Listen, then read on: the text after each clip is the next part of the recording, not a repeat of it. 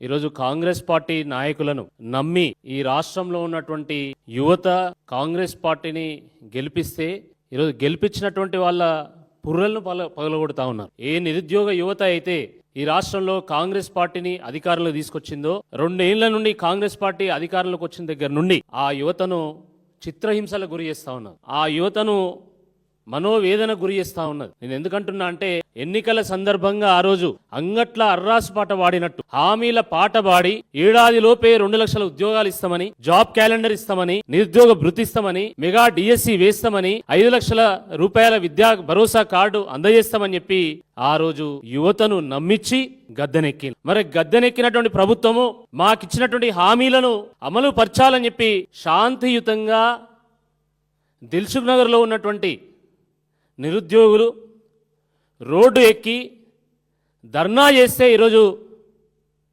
పోలీసులను పెట్టి నిరంకుశంగా ఈరోజు వాళ్ళను అణిచివేసేటువంటి ఒక ప్రయత్నం చేస్తూ ఉంది ప్రభుత్వం.